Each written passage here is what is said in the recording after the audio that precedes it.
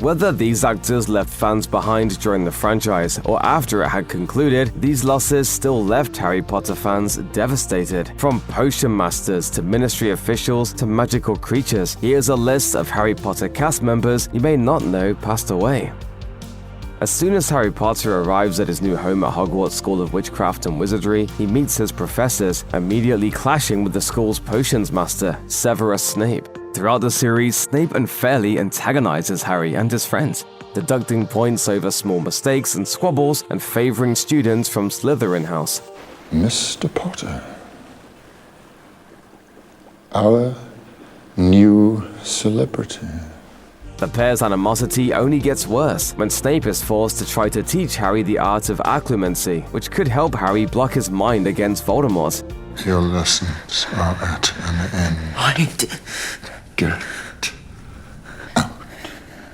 However, as it turns out, Snape was helping Harry all along. As a childhood friend of Harry's mother, Lily, Snape was always in love with her, and he pretended to serve Voldemort while reporting to Dumbledore, risking his life as a double agent. Alan Rickman was a perfect choice to play the enigmatic Snape, who turns out to be one of the series' most complex characters. Rickman brought this character to life, becoming a beloved figure to millions of Potter fans. In 2016, Rickman lost his life to pancreatic cancer, and fans, fellow actors, and co-stars alike paid their tributes to Rickman.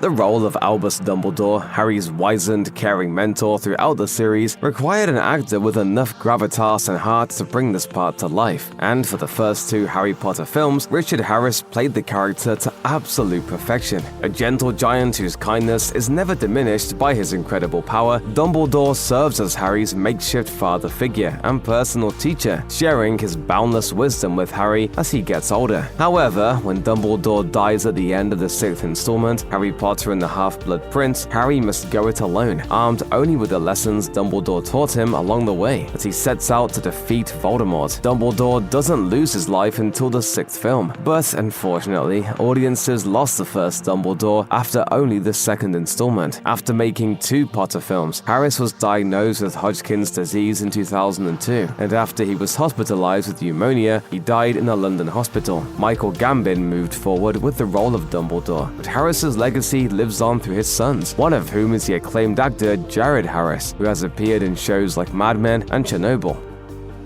Harry Potter faces plenty of hardships throughout his life, and in his pre-Hogwarts years, most of that turmoil is caused by the Dursleys, a trio of extended family members with whom Harry spends an incredibly unhappy childhood. After his parents are killed by Voldemort, Harry must live with his mother's sister, Petunia, her awful husband, Vernon, and their dreadful son, Dudley, all of whom hate Harry for his magical ability and make his life as miserable as possible. Despite the fact that Harry and the Dursleys hate each other equally, Harry must return to their house every summer when Hogwarts is on break, making them important characters in the story.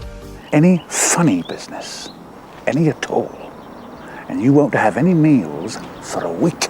As such, when it came time to cast the Dursleys, producers saw fit to cast Fiona Shaw and Richard Griffiths, 2 titans of the British stage and screen, as Petunia and Vernon respectively. In addition to working on the Potter films, Griffiths teamed up with Daniel Radcliffe to appear on stage in Equus from 2007 to 2009 on both London's West End and Broadway. But unfortunately, their working relationship was cut too short far too soon. Griffiths lost his life to complications from heart surgery in 2013. After losing his friend and co-star, Radcliffe led a touching tribute to the legendary actor, saying he was, quote, proud to say he knew him.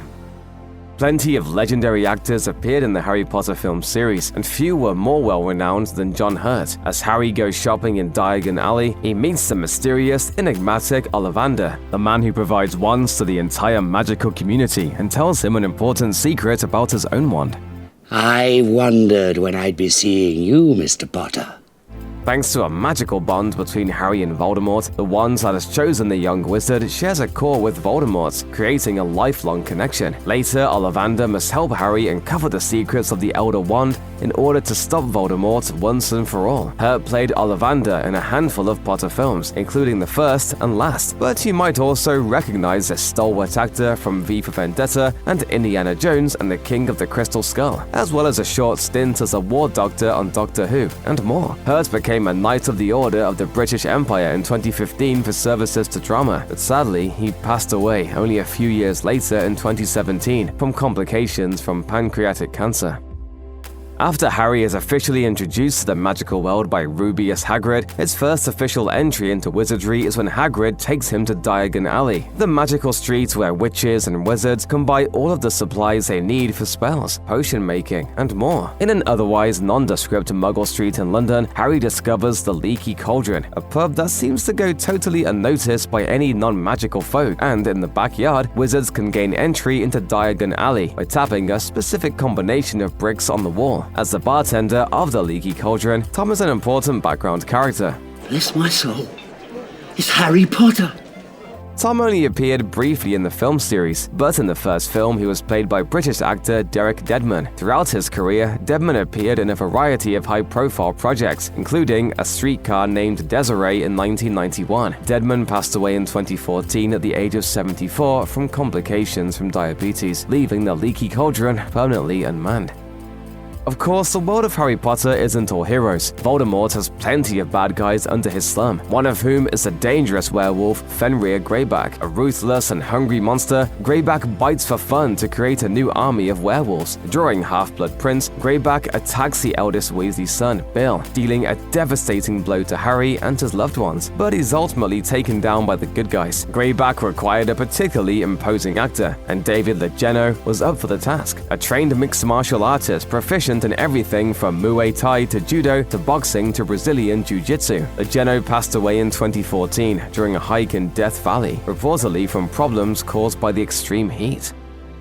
In the franchise's fourth installment, Harry Potter and the Goblet of Fire, Harry finds himself faced with an entirely new challenge. After his name is somehow placed in the champion-choosing Goblet of Fire for a multi-school Triwizard tournament, Harry must compete, much to everyone's chagrin. Throughout the tournament, he encounters Barty Crouch Sr., a strict, high-ranking ministry director overseeing the operations of the tournament. However, what Harry learns later about Crouch is that he has a tragic past. His son, Barty Crouch Jr., played by David Tennant, was previously arrested with a group of Death Eaters, and he has returned with Voldemort's help to exact revenge upon his father. Since Barty Crouch Sr. is such an established member of the Ministry, it stands to reason that a venerated actor like Roger Lloyd Pack would be the one to play him. Pack worked extensively on British television before he passed away from pancreatic cancer in 2014.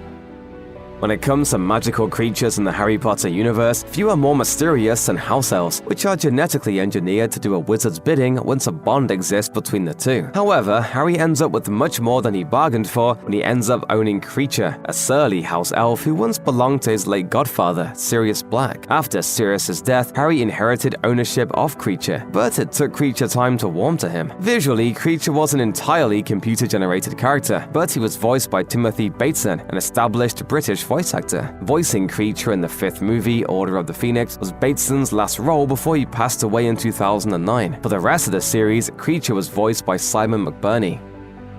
As Harry enters Diagon Alley for the first time, one of his first stops is Gringotts, the vast wizarding bank that holds some of the magical world's most closely held treasures and secrets. Just to add to its mystique, Gringotts is guarded by goblins, which are easily the most secretive and cryptic magical creatures in Harry's world. And one of the first goblins Harry meets is Griphook, who leads him down into Gringotts' dark and well-guarded vaults. Though Griphook returns in later films, he's played by a different actor as the series continues. In the first movie, Verne Troyer portrays a prominent goblin. And does Mr. Harry Potter have his key? Troyer has a fairly extensive film and television resume, but most people likely know him best as Mini-Me to Mike Myers' Dr. Evil in the Austin Powers franchise. Tragically, Troyer passed away in 2018. His death was later ruled a suicide. However, his performances in everything from Harry Potter to Austin Powers will live on forever. When Harry arrives at Hogwarts, the magic within the school astounds him. Food appears on tables as if by magic. He can wave a wand and make anything happen. The staircase has changed frequently, and in an unnerving twist, the paintings on the wall move and talk. One of those paintings, the Fat Lady, is in charge of guarding the entrance to Gryffindor Tower, and in the films, she was played by British actress Elizabeth Spriggs. A Shakespearean actress, Spriggs only made an appearance in the first film before her untimely death in 2008. Dawn French replaced Spriggs as the Fat Lady, popping up in 2004's Harry Potter and the Prisoner of Azkaban. One of the most important and powerful witches in the Harry Potter universe, Minerva McGonagall, played by Dame Maggie Smith, comes off as quite stern, particularly to her students in a difficult transfiguration class at Hogwarts. Sure, she's got a tough exterior, but she cares deeply for her students, particularly those in Gryffindor House, which she leads at the school. As Dumbledore's right-hand woman and the deputy headmistress of Hogwarts, McGonagall is a constant presence in the Harry Potter franchise. While unassuming at first, she finally gets to show off her full might in the Deathly Hallows Part 2 during the Battle of Hogwarts. Man the boundaries, protect us, do your duty to our school! On September 27, 2024, Smith's family confirmed to multiple outlets that the venerated actress passed away at a London hospital at the age of 89. Beyond Harry Potter, Smith was known for playing the acid-tongued Violet Crawley in the Downton Abbey franchise, as well as her many years on the stage in England. Smith's passing was an enormous blow to the British entertainment industry and to fans around the world.